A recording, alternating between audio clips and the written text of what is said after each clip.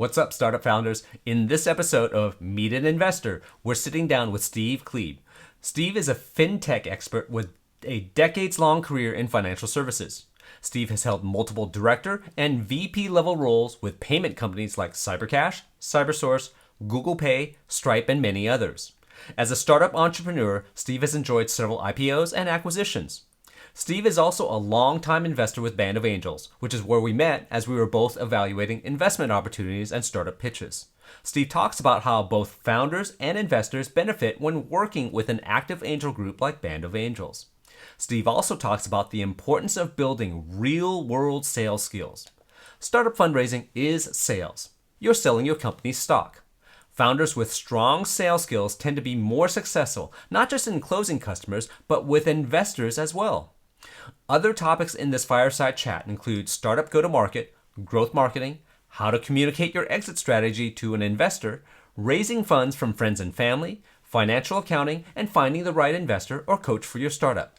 As you can see, we cover a lot of topics, so let's jump right in.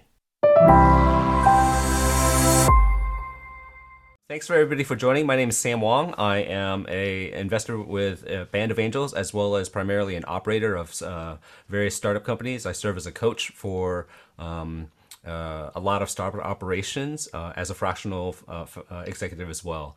I am pleased to have Steve Klebe with us from one of my colleagues over at Band of Angels. So Steve, can you introduce yourself?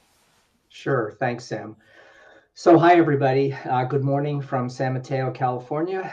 I am retired now from full-time work for the last 2.5 years. But my career, I spent 44 years working for 10 different companies, mostly in what's now called the fintech space.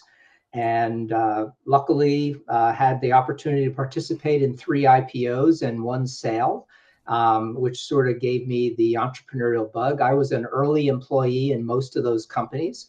The names of the companies you would recognize are Verifone, Cybersource, Google, and Stripe. And of course, there were 6 others along the way. And but I retired from full-time work 2.5 years ago. I'm now a board member and an advisory board member of 5 different early stage companies. And of course, I'm an angel investor. As Sam mentioned, that's how we met.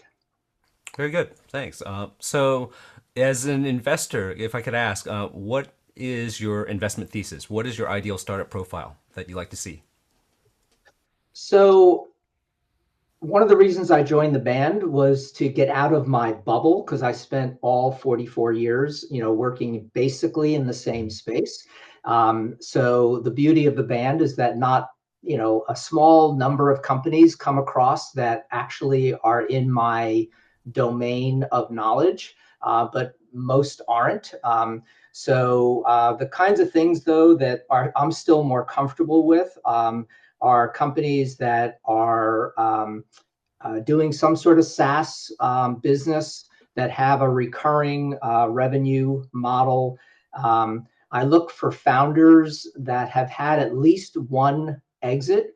It's okay if they've had fails along the way, but have at least had 1 exit. And then also, companies that are beyond the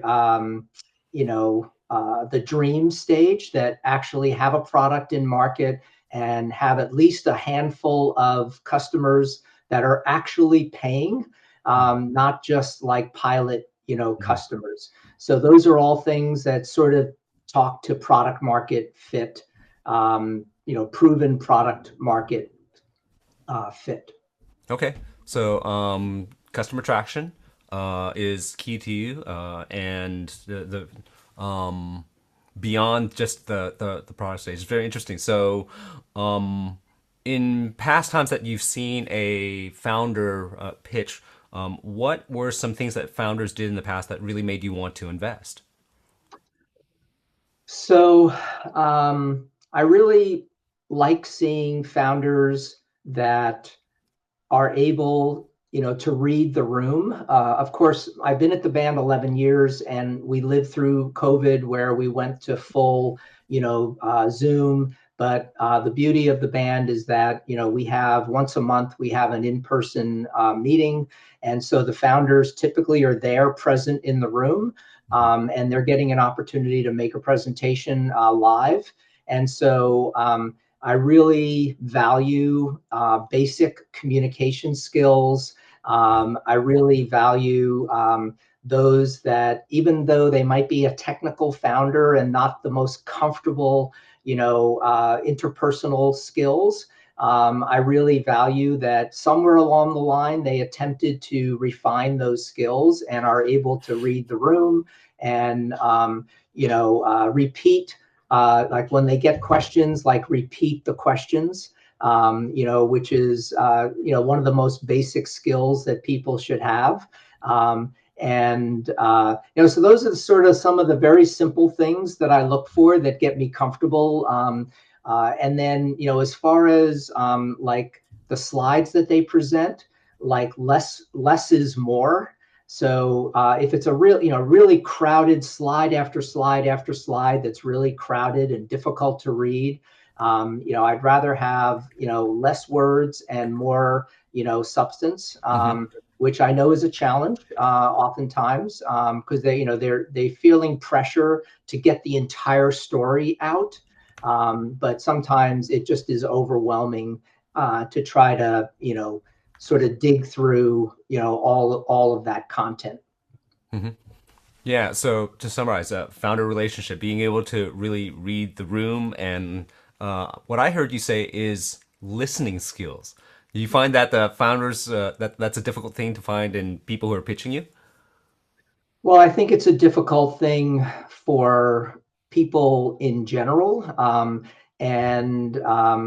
think that it is something that anybody in business should really be honing their skills, and talking less and listening more is important. And again, Hmm. I understand. I feel their pain. I Hmm. know they're being given like 10 or 15 minutes, and they really feel, they might have flown in, from somewhere else, and like they really are feeling the pressure. And raising money is hard, especially in the current climate. Of course, I've seen lots of climates come and go, the easy money days, and then the more difficult days. So I recognize all of that, but their ability to present themselves in a, being calm and, not overwhelming us with, just, sort of spewing out, the Hmm. pitch is definitely better. Because I, having been at mostly early stage companies throughout my career, I think the key skill is being able to listen and then pivot, Hmm. because guaranteed that whatever your initial vision is, you're probably going to have to pivot. And if you're not listening, you may miss those opportunities to pivot, because oftentimes they are very subtle um, you know cues that come along during that journey. Yeah, it's interesting. Not a whole lot of people realize that fundraising is actually sales. It's a sales process where you're selling your company's stock effectively to a potential buyer. And I was not very social growing up. I was really geeky and nerdy and stuff, and I guess some my kids would say I still am. Okay. But I felt very uncomfortable with the sales process until in my bachelor days, I had a roommate who was a great salesperson, and he helped me understand. I always felt like people who were good at sales had to be silver tongued. They had to just regale a room and all that stuff. And he said, no, the best people who are in sales know how to ask open-ended questions, then listen. They listen more than they talk. I'm like, oh, yeah, okay. And that he basically pointed me on the way to learning how to sell to people. There were a couple of sales books that I had read. I actually ended up doing a minimum viable sales training class for founders. It ended up being something that served me very, very well. In fact, in one of the things that I found is that there's a quote from the Harvard Business School former dean of the Harvard Business School, and Nitin Nodia, and he basically said the number one regret of HBS alumni was not investing in sales skills. Because most people who go to B school, doing an MBA, they want to do high finance. What is a credit swap derivative? And I'm like, I have no idea what that is. All right. But the simple blocking and tackling skill of learning how to sell was undervalued. Harvard has two sales classes, and not enough people take advantage of them. So I would strongly encourage people to learn to be able to listen, because effectively it addresses one of the things that Steve's talking about here is how do you build a relationship and a connection with your investor? Do they effectively like you and trust you and stuff like that? Right. Yeah. So real quickly, Sam, if I can interject. So oftentimes throughout my career, especially the second half of the career, oftentimes my younger colleagues, especially at companies like Google, would look at my background and see my journey, and they would ask me to sit down and talk with them and give them advice on how to plan out their career. And of course, I had to break their hearts and tell them that I wish I could say that I really sat down and planned out my career. But the one piece of advice that I regularly gave them was, even if they were like, they got their MBA from fill in the blank, top 10 university, and they wanted to be a product manager, et cetera, or they were even on the technical side, more technical side, I would say the one thing I would suggest you do, even if it's just for a year to maybe 3 years early in your career, is suck it up and take a sales job. Oh, oh. Because if you can learn how to sell, then your confidence level goes up, exponentially, because that if you know how to sell, you can actually survive, almost any economic downturn, et cetera, because companies always need competent, salespeople. I personally got very lucky straight out of college. I was not planning on being in sales at all. The first job I got out of college, I went to work for a really small company that still exists today. And they put us through a bastardized version of what was called the Xerox Professional Selling Oh yeah, yeah, Skills yeah. program, and learned all about handling objections and knowing when to zip it, and like we were talking about, knowing when to just shut up, hand the prospect the pen, and get them to sign the order. Because those were in the days when you actually handed somebody a pen Right. and got them to sign, an order. But those skills served me extraordinarily well throughout my career, even when I wasn't in a direct selling role. So I can't agree with you more how important that would be, for an entrepreneur to have at least a little bit where they've actually owned it, not Mm-hmm. just took a class, but actually owned it. Yeah, I was part of a team a while back where the founders, the specific startup had a great product, and that's what really drew me to the company. And unfortunately, once I joined, the thing I realized was that the founders insisted on running the entire sales process. They had been in sales meetings, but they had never done any professional training, Yeah. and they were making a lot of fundamental mistakes and stuff, and it was very, very challenging to be able to on the fly kind of do some sales training as a peer to some of the founders, since I was not a founder of that particular company.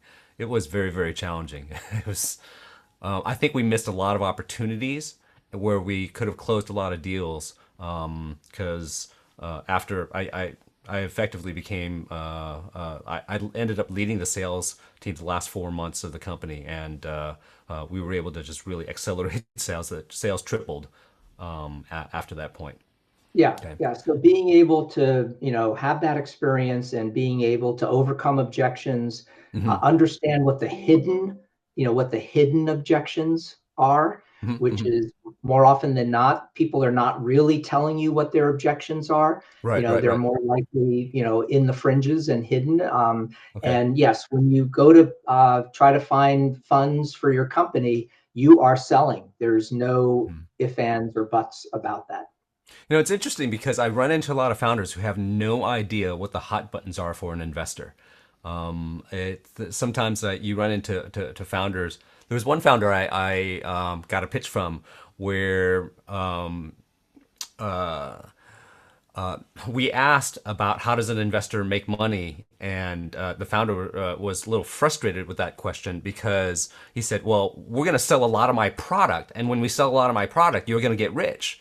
I had to help him out and say, "No, in venture investing, if you sell a lot of your product, that's how you get rich. The investor makes zero money on that unless you have some type of weird dividend structure, which is very uncommon in the startup space. An Right. investor makes money when the company has an exit. Up to that point, they'll make zero." Okay. And That's that right. particular founder did not seem to understand that. And that was very fundamental. He was trying to sell his company's stock without any understanding of what an investor cared about. Okay. That was very unfortunate. And he did not get an investment check. Okay. What maybe going back to the fundraising cycle. And by the way, if you do have a question, go ahead and pop it into the chat window. We'll try to open it up and leave some time at the end to be able to grab a couple of address some of those questions. But Steve, what are some things that past founders did that made you not want to invest? Well, that's a good question. I think a lot of this is,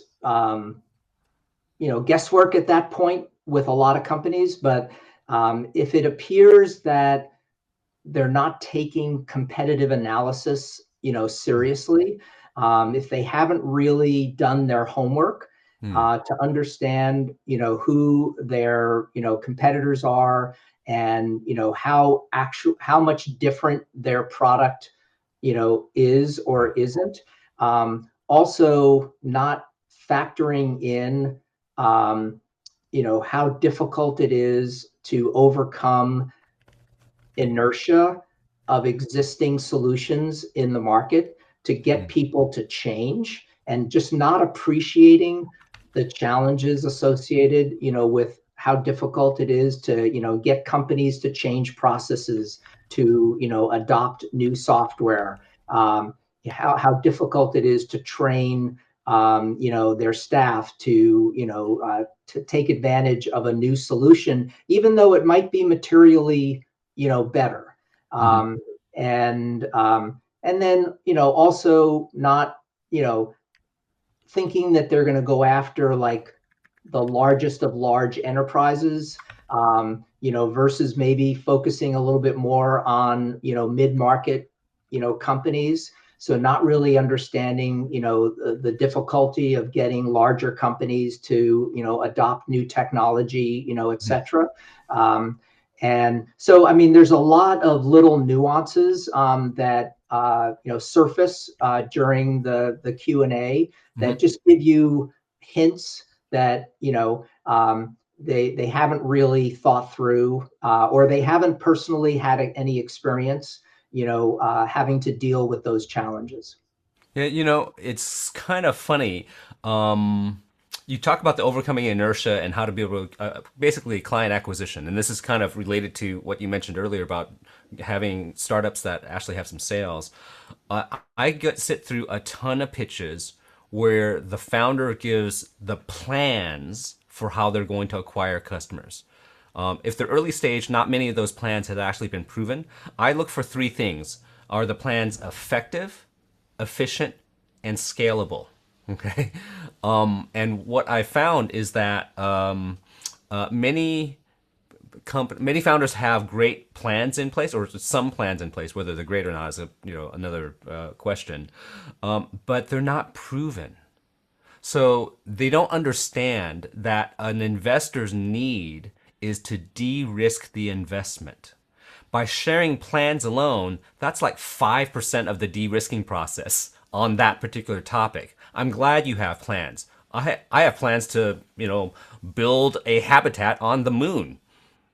How do I know it's effective? Okay, how do I know that it's working? Well, I've already got the frameworks done. I've mastered the rocket ship to shuttle equipment back and forth, and materials, et cetera, et cetera. If I can see some progress that it's actually moving, then I'm more confident that say, okay, yes, if you build a mining community on the moon, we can get a lot of minerals and monetize it, blah blah blah blah blah, versus just some grandiose plans that are completely unproven. Now, Yeah, I also, if it's good to know that they've had a few early positive successes, it'd be also interesting to hear, what where they've been rejected and what the issues were as to why a early prospect did not sign on, which is not something I think most founders are going to surface to you. The mhm, other thing is if the first couple of sales they've made are to former colleagues, et cetera, who are sort of cutting them some slack, it's good to know that they've actually had to overcome real objections from raw, prospects, mhm, that sort of thing. And, the other thing is some basic things like really understanding what the sales process, really looks like, whether they've had mhm, experience, keeping track of prospects, through the deal flow, realistic mhm, mhm. understanding of, it's one thing to get somebody to sign up for a pilot. It's another thing to get somebody to sign up to actually do a real implementation.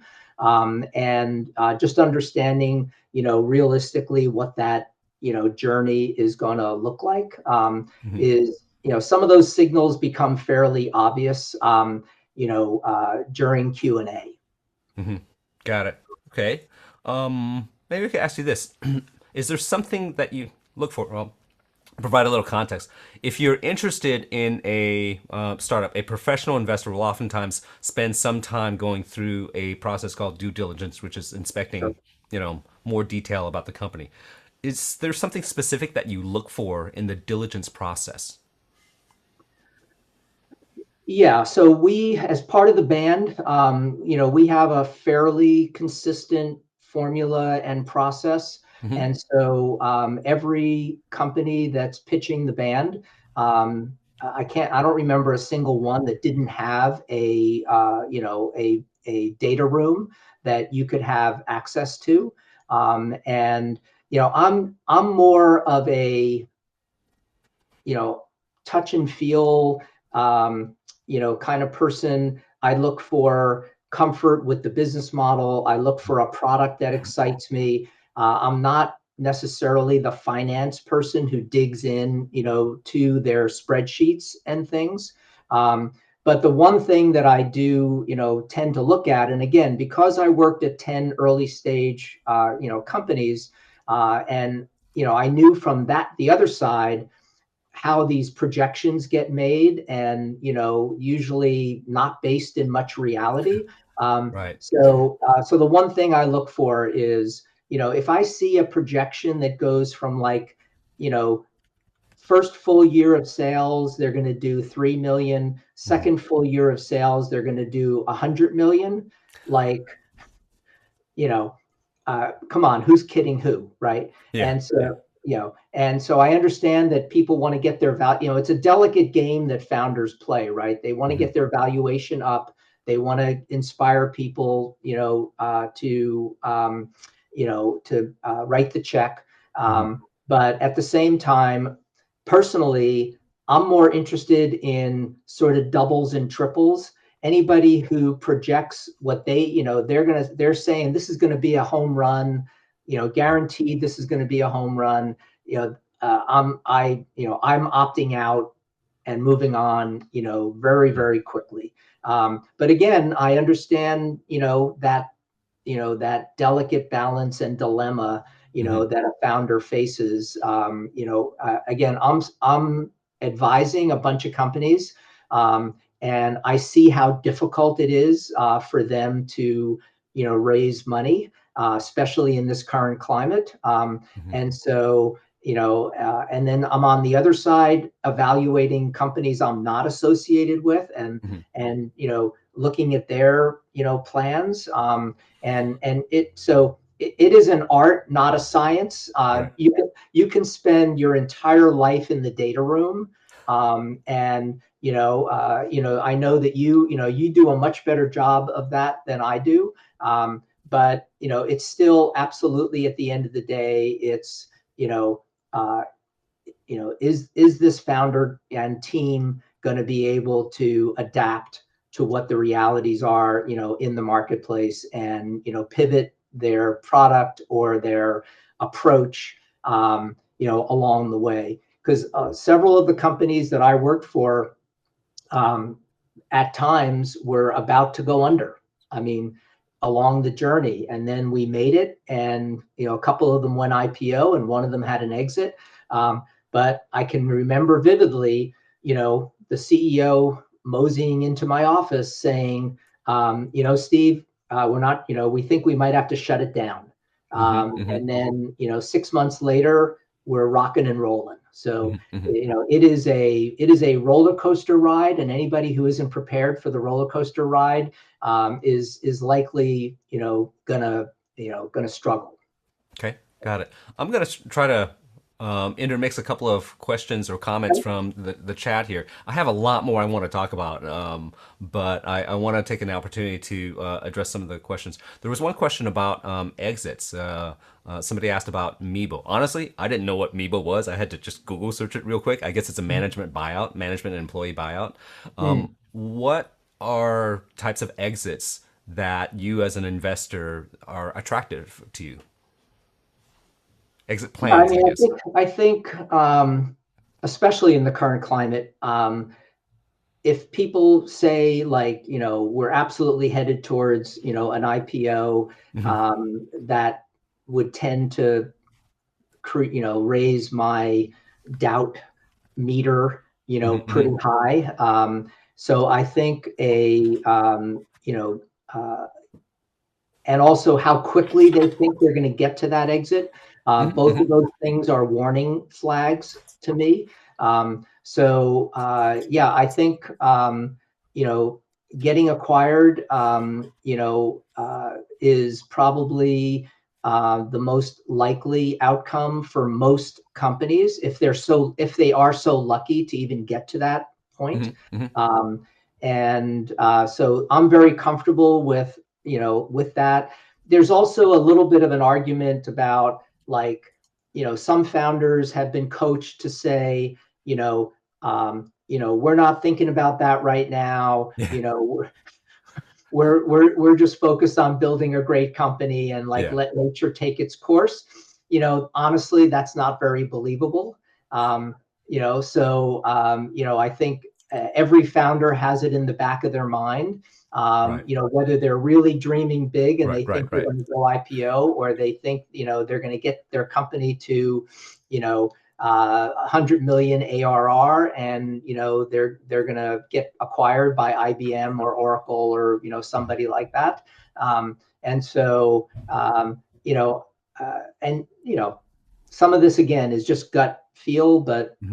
I think that's what I'm looking for, is that sort of outcome. Okay. Yeah. That I'm going to comment on what you just said about the generic coaching of we're not really looking to exit. We just want to build a great company and change the world. That I understand. It's probably the most neutral response to that question. If you do not do any work to understand your audience.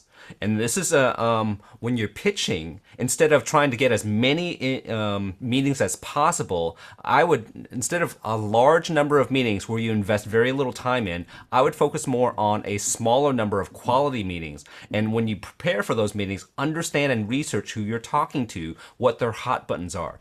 General classifications. If you're talking to an angel investor, they probably would prefer an acquisition. So if an angel asks you, what is your exit plans? I think it's fine to say, well, we really want to build a great company, but if the right buyer comes along, we could see this happening because this competitor, who's a similar company, was acquired 2 years ago for this dollar amount by XYZ company, and give some actual metrics. Because most angel investors will want an acquisition sooner rather than later. Okay. But if you're talking to a VC, many of them are swinging for that grand slam.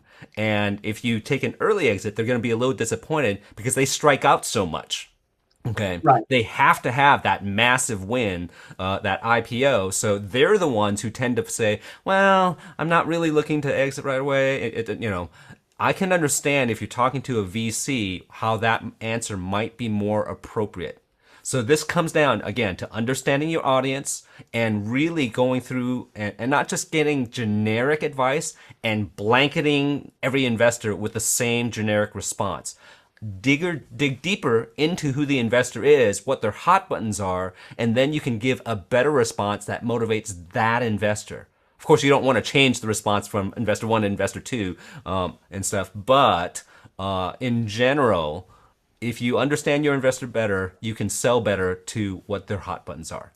Yeah, and that reminds me of another key point is, people ask like, well, what's angel investing like? Well, I had done some angel investing completely on my own, like friends and family, back in the day. But then once I joined the band, I really decided I was going to channel all my angel investing activity, into the band. Mm-hmm. But not every angel group operates the same. Mm-hmm. And it has become fairly obvious that the people applying to the band don't take the time to actually understand the mechanics of how the band, functions. Mm-hmm. And there's a thing in the band where people just come to the website and apply, but they don't have a personal connection with anybody who's a member of the band. Mm-hmm. And they don't seem to even go about, work hard to go establish that.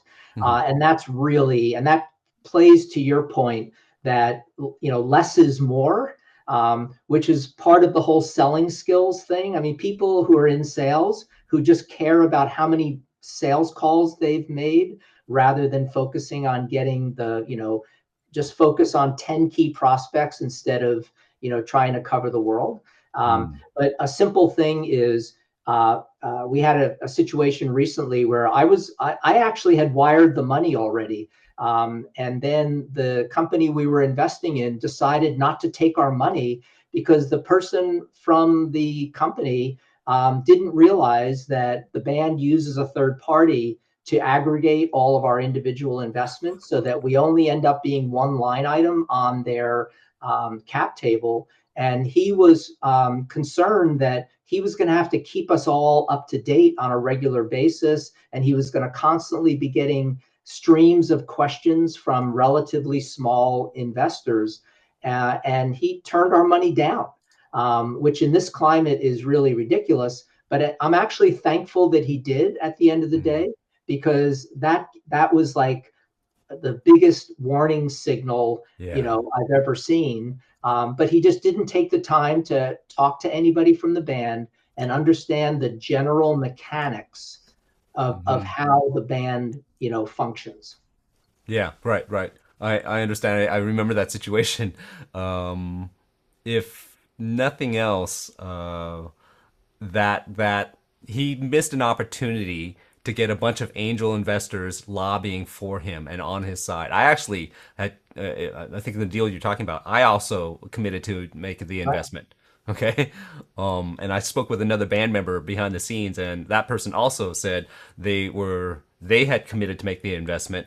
It was interesting when I spoke to this other band member, he said, he was looking at a much larger investment check initially, Right. but shrank his check size based on a couple of red flags that he saw from the interaction with this particular founder. The conclusion was, for this other band member, he mentioned that he felt like the founder was not being completely forthright. Right. Yeah. Right. And he wasn't reading the room. I mean, back to my original point, right? He just had not read the room. And it turned out that he was, we talk about sponsored and unsponsored deals. So the unsponsored are people who just come to the website and apply. And the sponsored deal is someone from the band has decided to stand up and put their hand up and say, I'm supporting this deal. Yeah. Um, and, he didn't have that. But even when you don't have an official sponsor, you can make a connection with a band member and just take them to the side and spend 15 minutes with them and ask them what their questions are. It would it's hugely impactful.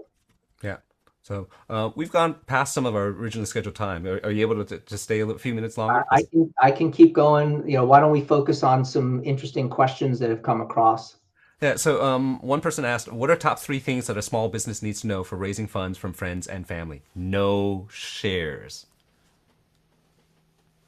um no shares. Okay. Yeah, I would say that, of course, there's nothing inherently wrong with raising money from friends and family. As I mentioned, early, way back when, I did some early investing with like former colleagues and things. Um, the fact of the matter is those investments didn't go that well. And luckily, I was mature enough to be able to just suck it up and, Hmm. take the tax loss and move Hmm. on. But if you're taking money from friends and family, I mean, you really need to make sure that without official in writing, disclosures and things, but you really need to have heart to heart talk with those folks and make them understand, what the risk ratios are, which are very high. And that's one of the beauties of the band is that we get to do shared due diligence. And whereas the early investments I made, which were more friends and family type investments, none of them really panned out. And so it can really risk relationships, Yeah. to do that. So if you can't pass muster, in front of a group of people like an angel investing group where you don't have, it's not a friends and family situation, then I would hesitate. But if you have passed muster and you've raised some money from an angel investing group where you didn't have that personal connection, then I'd feel more comfortable going and including some friends and family and giving them the opportunity, but still giving them the appropriate warnings. I mean, Yeah. I've made 21 investments over 11 years. Only one has had a small payout so far.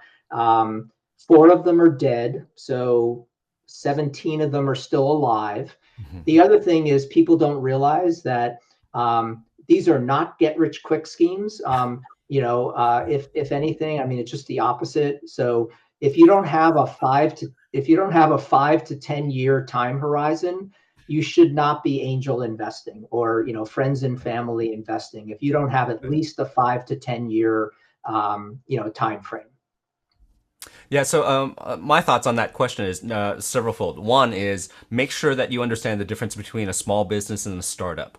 Um, Investing in a small business is very different than investing in a venture scale startup. Small Sure. business loans from friends and family, much more common, where there's some type of interest payment or return based on revenue, fractional revenue, whatever. That's much, much more common. That's small business. That's not what most angel investors invest in. For venture Right. scale startups, a loan usually is not typical. Okay. And I would say that the other aspect is doing the fundraise from friends and family. What Steve just mentioned was make sure you are careful to set proper expectations because friends and family, most of them, investments in a startup, most of them will go south.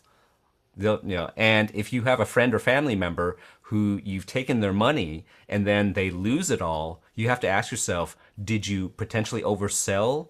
And if so, how is that going to affect your relationship with that friend or family member? Okay, so I have a class, Raising Funds from Founders, Friends, and Family. I cover a lot of these details on how to be able to handle the situations as well as more typical instruments.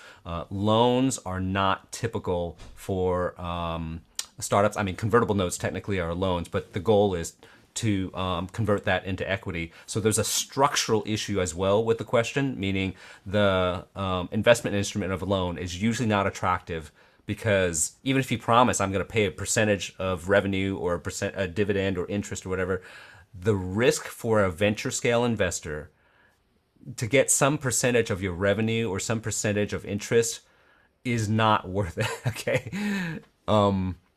So it's high risk, high reward, and high risk, low reward in terms of a fractional revenue payment or an interest payment or a dividend. It's just not attractive. So there's structural problems with loans, pure loans from professional investors in a venture scale startup. Yeah, I mean, I when I joined the band, I sort of just set in my head, Mhm. that I would allocate a certain amount of money. Now, interestingly enough, it's, a lot of these companies are very inspiring, and Mhm. whether it's because of the mission or because you're pretty confident that they're going to hit the mark. Mhm. um, and so of course I've ended up putting in like twice what I had originally budgeted, for angel investments. And the fact of the matter is, again, 21 investments, 4 dead over 11 years. If in the next 3 to 5 years, I get four doubles or triples, it'll make it all worthwhile Mhm. economically. But if you're going to be an angel investor, you have to be willing, I think, to put in enough money in each deal to make it interesting. Even though we've got this mechanism so that the company doesn't have to deal with a $10,000, investment Mhm. individually. But if that's all you're comfortable putting into a company, I'm not sure that it's really even worth the anxiety that you're going to deal with. And so I think, you have to be at a certain level to be comfortable, that, you're part of what you're doing is you're supporting companies and people that you believe in. And, if at the end of the day, you do actually have a positive economic outcome, that's icing on the cake. But the ratios, the fact it's definitely, in my opinion, better than going to Las Vegas, but only marginally. Yes, I understand that. I totally get it. I'm gonna pause for a second, share one thing for people who want to stay engaged. I happen to have, I'm popping up a slide here. We have another webinar tomorrow. It's on startup fundraising and due diligence. We have built a toolkit for both founders and investors. So that'll be part of what we'll share. We'll walk through the toolkit. If you're interested, let me go ahead and if you don't have your phone ready to scan that QR code, I'm just pasting the link into the chat window now. You can just click on the link to register. The event is free. Okay. Maybe we can see if I can grab some other quick questions. Where's the question? What is the minimum amount of money that angels usually invest in an early stage startup? Yeah, that's a good question, but it varies. I've seen people put in as little as 5 grand on an individual basis. The band generally comes together to do somewhere between 100 grand and 500,000 Hmm. collectively, from the band. It varies, significantly from deal to deal. Um, and I personally, uh, and this is one of the reasons why, I ended up putting more money in than I originally had budgeted for, was Hmm. because I came to this thought that it really wasn't worth my time unless I put in at least like 20 grand. Right. So I tend to put in around 20. I've doubled down on a couple of deals. But uh, I think it varies widely. So I don't know. Sam might have a better perspective on that, than I do. But from the band, I can speak pretty competently from the band because I'm involved in a lot of deals. And it's maybe gone up as high as $1 million collectively from the band at some point or another. And the band has had a history of some very good exits. Um, but yeah, that's my perspective. Yeah. In terms of check sizes, I probably am a bit of an anomaly in that the angels who write the smaller check sizes kind of just have more of a cast a wide net philosophy. And maybe if they write enough checks, then one or two of them will actually be that 50x return that everybody kind of dreams about. I tend to have a little bit of a thought of rather than try to get this massive net trailing behind a fishing boat, I tend to more spearfish, which means I spend a lot more time really analyzing the opportunity to catch one fish. Okay. And some people might say that's not scalable. And my response is yes, you're probably right. But I'm probably a little bit of an anomaly in that I probably spend more time than I should looking at an investment. It I guess since my family grew up poor, I always was learned to watch every dollar. Okay, it wasn't easy to just earn the money, and I tend to be a little bit more careful. So I spend a lot more time to write a mid-sized check. Yeah, one other quick thing that I wanted to share was one of the frustrations that has accumulated from being with the band is, the founders pay a lot of attention to us until we write the check. And then they have a tendency to, not give us any sort of regular financial updates because it is not an official requirement of the band that they follow any particular formula. I have been advocating for that for a while. That there needs to be a very specific formula, absolute minimum twice a year. They need to provide the results to us. The other thing that you need to be conscious of, if there's any, potential angel investors, is find a group like the band who you can share due diligence with. The benefits of the knowledge that exists across the band members is just, you can't underestimate the value of that. The other thing is you have to realize that, if you're going to file your taxes on a timely, manner, you're going to get a K1 for every investment that you make. And you can't file your taxes. You'll have to file for an extension if you don't get the K1s in time. And so one of the beauties of this third party that we use is that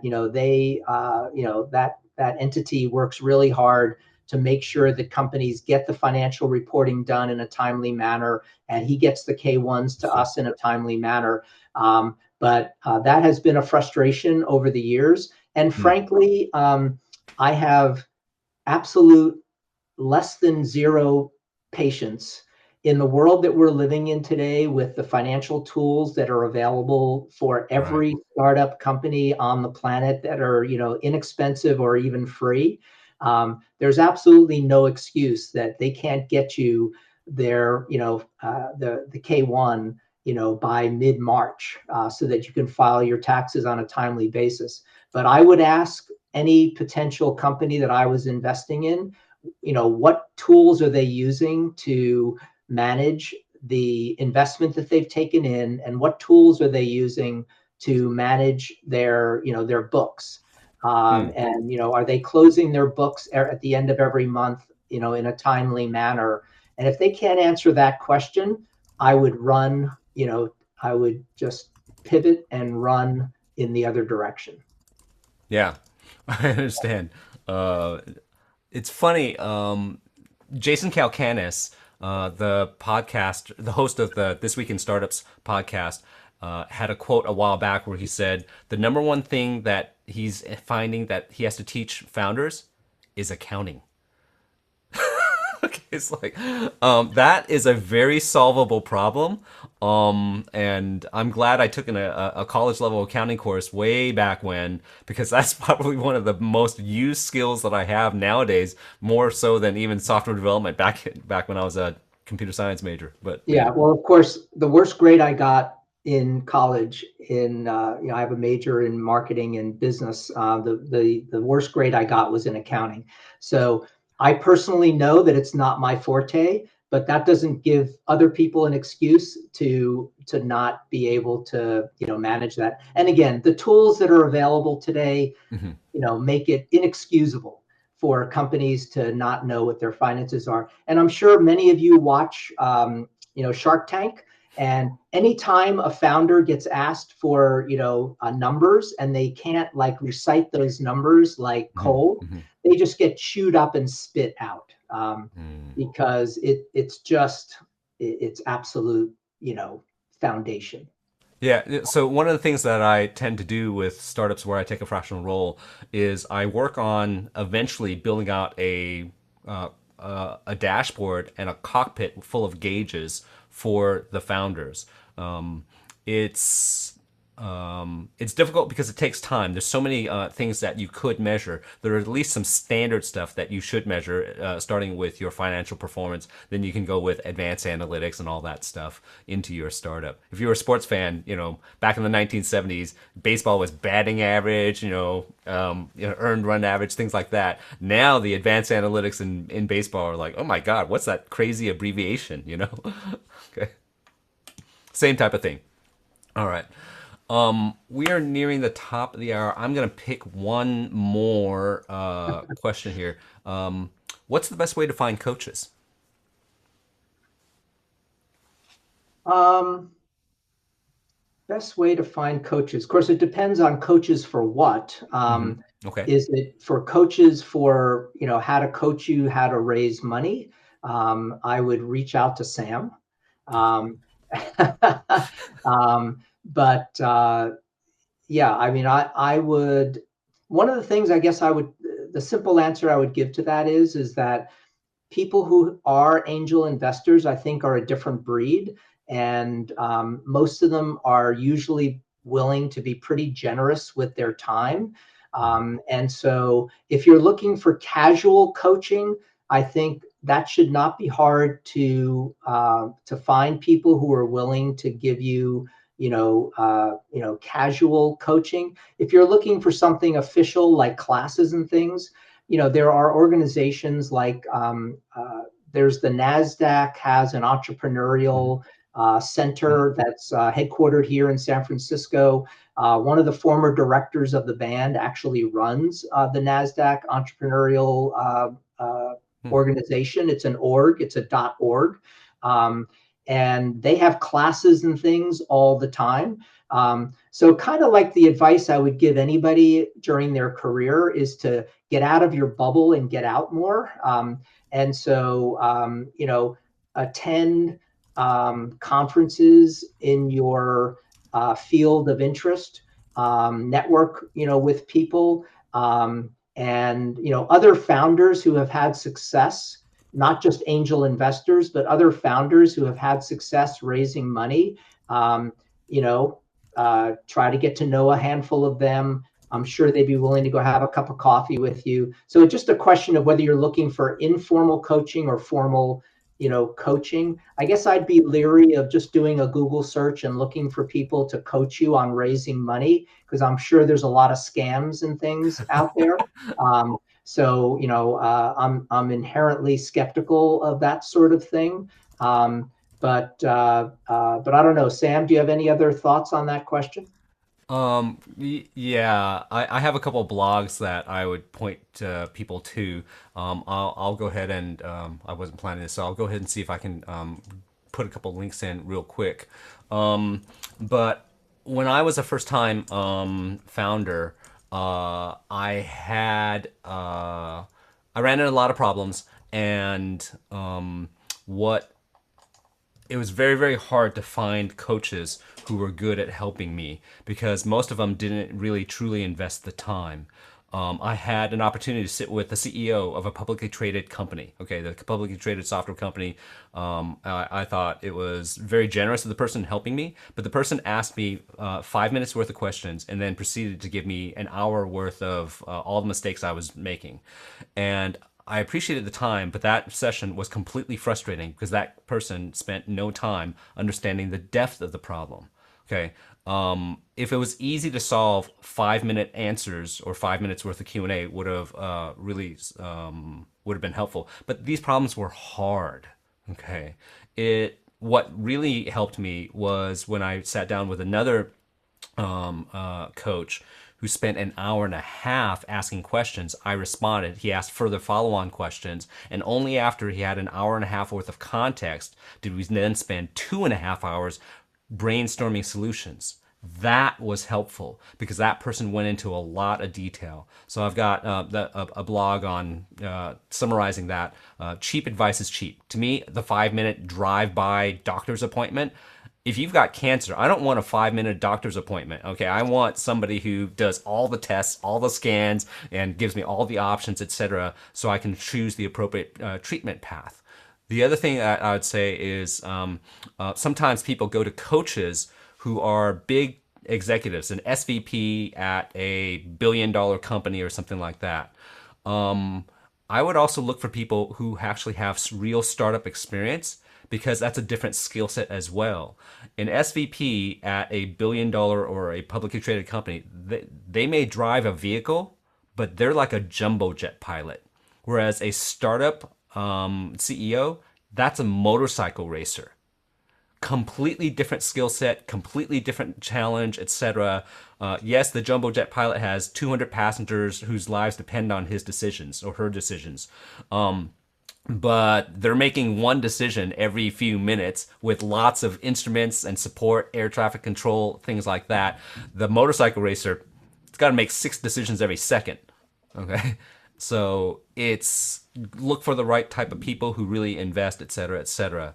Okay, so we've kind of gone. I feel like we could go on for a long time because there's so much stuff I want to be able to get into here, but I should probably let people go. We'll edit some of the content here. Please do take advantage of the diligence event that we have coming up tomorrow. Steve, thank you for your time. Any closing remarks? No, my pleasure, Sam. Look forward to seeing you soon. Okay. All right. Thank you very much, and we will get back with everybody once we have this session posted. Okay. Thanks. Have a good one. If this was helpful, please like this video and subscribe to our channel. You can also check out our other videos for more startup content.